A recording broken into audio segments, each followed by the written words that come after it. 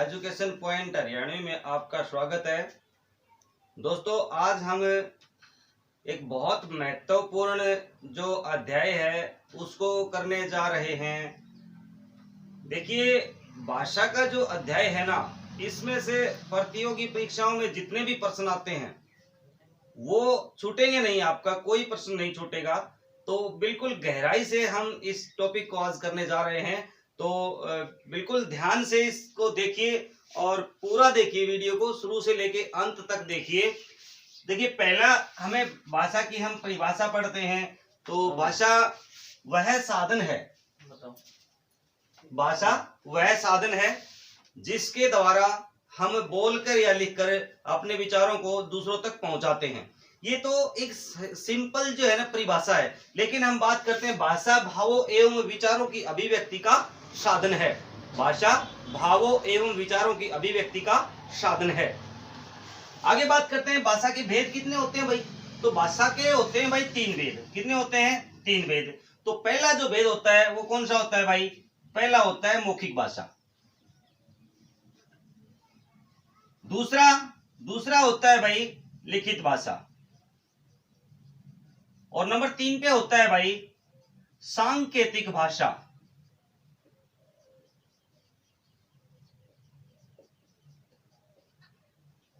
अब यहां देखिए भाई, मौखिक भाषा है वो होती है जब हम अपने भावों एवं विचारों की अभिव्यक्ति मौखिक रूप से करते हैं। और लिखित होता है जब हम लिख करके अभिव्यक्ति करते हैं।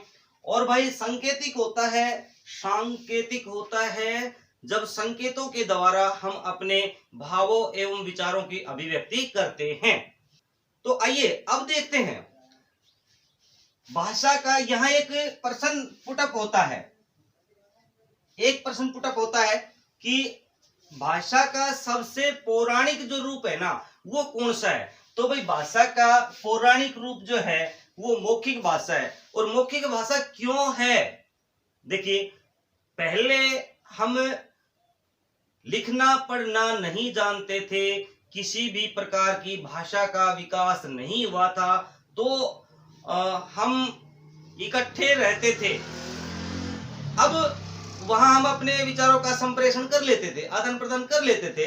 लेकिन जैसे जैसे मानव का विकास होता गया वैसे वैसे हमें एक जगह से दूसरे जगह पे हम जाके झुंडों में जाकर के रहने लगे। और तब हमें अपने विचारों का जो आदान प्रदान है ना उसको करने की जरूरत महसूस हुई। और उस समय फिर लिपि का भी आविष्कार किया गया, लिखने का ढंग ढूंढा गया। तो पहले जब हम बात करते थे, आपस में बात करते थे, तो मौखिक रूप से ही करते थे। तो इस वजह से जो भाषा का जो सबसे पौराणिक रूप है भाई वो होता है मौखिक भाषा। ये एक बहुत महत्वपूर्ण है, पुराना भी है। सबसे पुराना और पहला जो रूप है भाषा का वो यही होता है भाई मौखिक भाषा। अभी हम बात करते हैं कि हम पढ़ते हैं हिंदी भाषा, क्योंकि हिंदी जो है वो हमारी मातृभाषा है। ऐसा नहीं है कि हम दूसरी भाषाओं को नहीं पढ़ते हैं, तो दूसरी भाषाएं भी हम पढ़ते हैं, ऐसा नहीं कि नहीं पढ़ते हैं। लेकिन हम आज बात कर रहे हैं हमारी हिंदी भाषा की। तो देखिए, हिंदी भाषा, अब यहाँ हिंदी भाषा की जो लिपि है भाई उसकी हम बात करेंगे। तो इसकी लिपि है वो देवनागरी है। क्या है? देवनागरी है भाई। अब यहाँ है ना, देवनागरी से एक प्रश्न और पैदा होता है कि देवनागरी जो लिपि है ना इसका विकास है ना वो हुआ था ब्राह्मी लिपि से। किससे हुआ था? ब्राह्मी लिपि से। देवनागरी लिपि का जो विकास है वो ब्राह्मी लिपि से हुआ था। और ये लिपि राइट से लेफ्ट, दाएं से बाएं लिखी जाती है। लेकिन एक भाषा ऐसी है जो उर्दू है। उर्दू भाषा है वो इस तरह से लिखी जाती है भाई, ये लिखी जाती है दाएं से बाएं, ये उल्टे हाथ लिखी जाती है, हम सीधे हाथ लिखते हैं। तो अब बात करते हैं हम यहाँ पे हिंदी भाषा के का जो है ना प्रचलन स्वरूप विकास कहां से कैसे हुआ और हम यहाँ तक कैसे पहुंचे। देखिए यहाँ एक प्रश्न जो है पैदा होता है कि भारत में, सॉरी विश्व में कुल कितने भाषा परिवार हैं? कितने भाषा परिवार हैं विश्व में? कुल कितने भाषा परिवार हैं? तो भाई ये आता है विश्व में कुल 12 भाषा परिवार है। भाई कितने हैं? 12 भाषा परिवार हैं विश्व में। तो जो पहला भाषा परिवार है वो है भाई भारत यूरोपीय।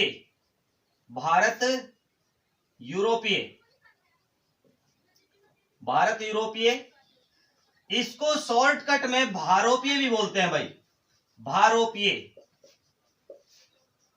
ये पहला भाषा परिवार है, भारोपीय है। इसके पश्चात नंबर 2 पे है वो द्रविड़ भाषा परिवार है। कौन सा है? द्रविड़ भाषा परिवार। देखिए आप वीडियो को बीच में मत छोड़िए, एक एक चीज को आप बारीकी से देखिए। यदि आप चैनल पर नए हैं तो चैनल को लाइक, शेयर एवं सब्सक्राइब भी करें। अगला जो नंबर 3 का है भाई वो है चीनी भाषा परिवार। क्या है? चीनी भाषा परिवार। एक एक करके हम इसको सीखते जाएंगे। चीनी भाषा परिवार है। इसके पश्चात अगला जो है वो है सेमेटिक भाषा परिवार। सेमेटिक भाषा परिवार।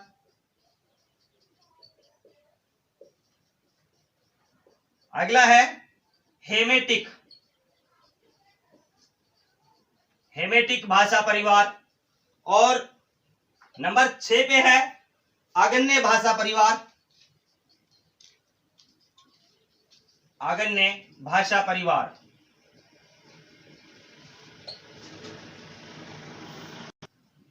अगला है नंबर 7 पे Ural Altaic. Ural Altaic, Ural Altaic भाषा परिवार।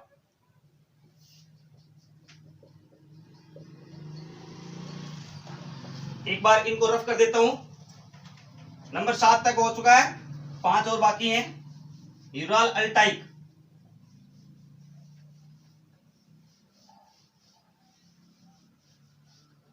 आगे देखिए अगला है बांटू भाषा परिवार। 8 पे बांटू, बांटू भाषा परिवार। अगला है अमेरिकी, अमेरिकी रेड इंडियन भाषा परिवार। अमेरिकी रेड इंडियन भाषा परिवार। अगला जो है नंबर 10 पे वो है काकेशस भाषा परिवार।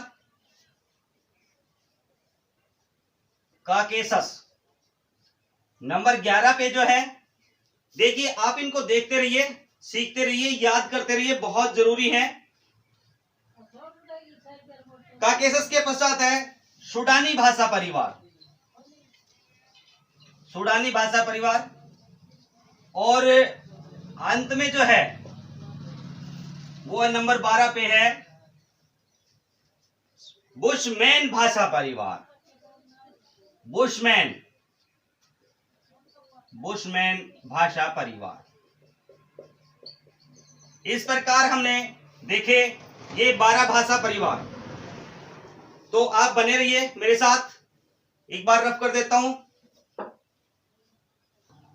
तो हमने 12 भाषा परिवार किए। कितने? 12 भाषा परिवार किए।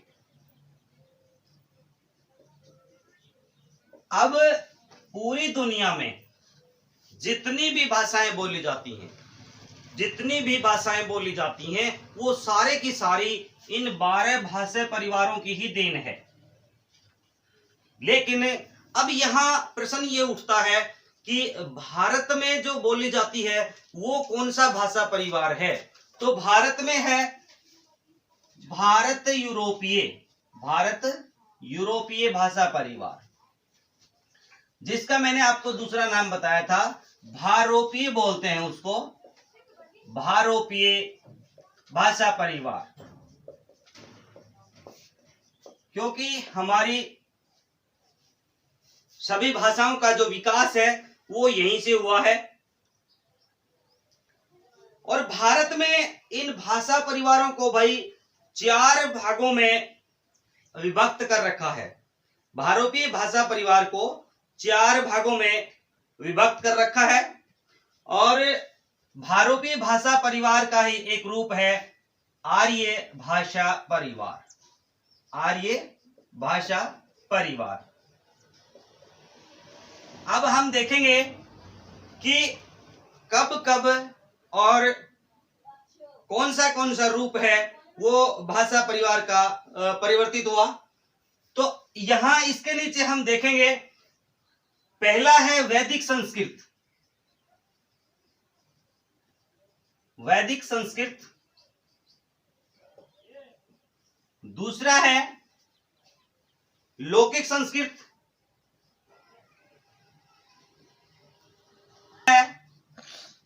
पाली और प्राकृत। और नंबर 4 पे जो है ना वो है अपभ्रंश। क्या है? अपभ्रंश।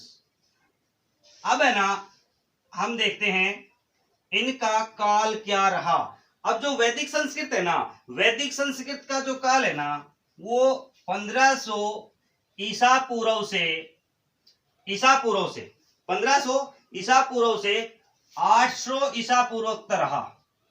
800 ईसा पूर्व, यानी ईसा पूर्व उल्टे चलते हैं भाई, ये ऊपर से नीचे की तरफ आते हैं। अगला है लौकिक जो संस्कृत है ना वो रही भाई 800 ईसा पूर्व से 500 ईसा पूर्व तक। अब पाली जो है, पाली और प्राकृत है वो 500 ईस्वी पूर्व से 500 ईस्वी पूर्व से यहां से 500 ईस्वी पूर्व से ये 500 ईस्वी तक चली, जो ईस्वी सन तक 500 ईस्वी तक चली। और अपभ्रंश है वो 500 से लेकर के 500 ईस्वी से लेकर के 1000 ईस्वी तक ये अपभ्रंश रूप चला। आजकल जो हम हिंदी भाषा व्यवहार में लाते हैं ना, पहले इस तरह का रूप नहीं था, क्योंकि पहले वैदिक संस्कृत होती थी, लौकिक संस्कृत होती थी, पाली या प्राकृत रूप में हम भाषा का व्यवहार करते थे। इसके बाद अब अपभ्रंश है ना वो भाषा का रूप परिवर्तित हो गया। अब जो हम आगे बात करेंगे, एक बार इसको रफ कर देते हैं, आप चाहे तो स्क्रीनशॉट इसका ले सकते हैं। आधुनिक आर्य परिवार के बारे में। आधुनिक आर्य परिवार, आधुनिक आर्य भाषा परिवार, आधुनिक आर्य भाषा परिवार। अब भाई आधुनिक आर्य भाषा परिवार की हम बात करते हैं तो इसका जो विकास है ना वो हुआ था अपभ्रंश से। किससे हुआ था भाई? अपभ्रंश से। अपभ्रंश से इसका विकास हुआ था। किसका? आधुनिक आर्य भाषा जो परिवार है इसका जो विकास है वो अपभ्रंश से हुआ था। और इसकी जो भाषाएं हैं, अब जो वर्तमान में आधुनिक आर्य भाषा परिवार की जो भाषाएं हैं वो है, लिख लीजिएगा, हिंदी, पंजाबी, हिंदी, पंजाबी, बांग्ला, उड़िया, बांग्ला है, उड़िया है, उर्दू। देखिए उर्दू भी है, वो भारतीय भाषा परिवार की भाषा है, बस फर्क इतना है कि ये दाएं से बाएं लिखी जाती है, यानी इस हाथ से इस तरफ लिखी जाती है, बाकी भाषाएं यहां से इस तरफ लिखी जाती हैं। ठीक है, तो कश्मीरी है, सिंधी है, गुजराती है। कश्मीरी, सिंधी, गुजराती और उड़िया, असमिया। असमिया है। तो ये भाषाएं हमने देखी। मराठी है। ये जो सारी भाषाएं हमने देखी हैं, ये जो भाषाएं हैं, हिंदी है, पंजाबी है, बांग्ला है, उड़िया है, उर्दू है, और कश्मीरी है, सिंधी है, गुजराती है, असमिया है और ये मराठी है। ये सारी भाषाएं जो हैं किससे है? आर्य भाषा परिवार की भाषाएं हैं। यानी ये जो अपभ्रंश जो है किससे आया है? भारोपीय। किससे आया है? भारोपीय, भारत यूरोपीय भाषा परिवार से। इसका क्योंकि हमने 4 विभाजन किए थे, लौकिक संस्कृत है, वैदिक संस्कृत है, अपभ्रंश है, पाली अपराकृत है। तो जो अपभ्रंश रूप था ना, इससे आर्य भाषा परिवार पैदा हुआ। और आर्य भाषा परिवार की ये जो भाषाएं हमने बताई हैं, ये भाषाएं हैं, तो इनको है ना मूल रूप से हम भारोपीय भाषा परिवार ही बोलते हैं। और भारत में मुख्यतः है ना भारोपीय भाषा परिवार की भाषाओं को भी व्यवहार में लाया जाता है। अब क्या होता है आगे देखिए, एक बार थोड़ा सा रफ कर देता हूं।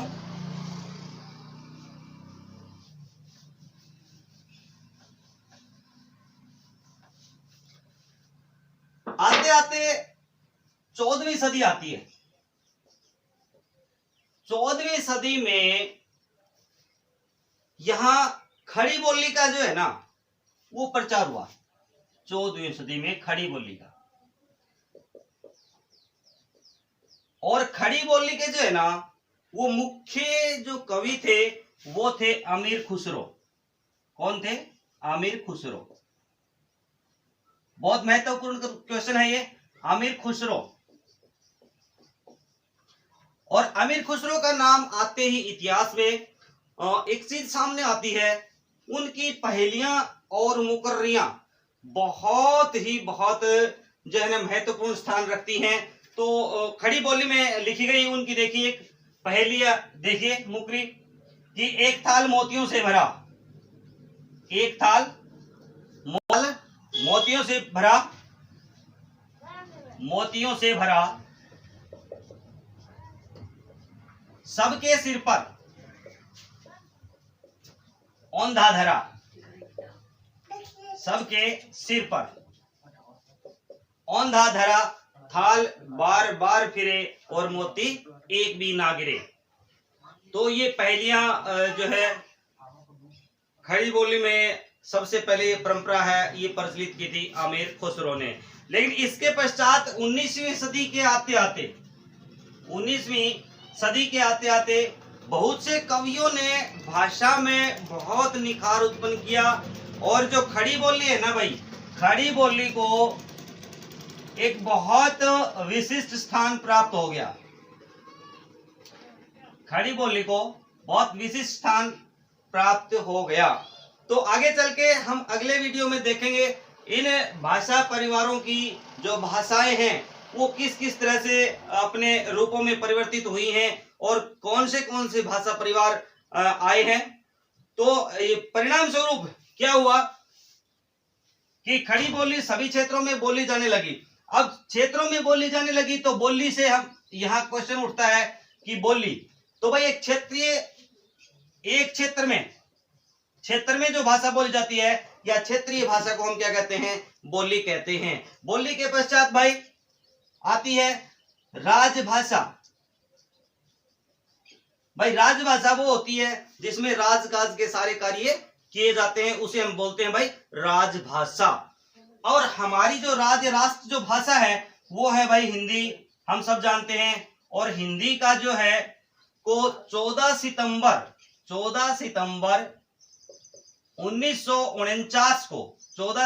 1949 को हमारी राष्ट्रभाषा के रूप में स्वीकार किया गया था। राष्ट्रभाषा के रूप में स्वीकार किया गया।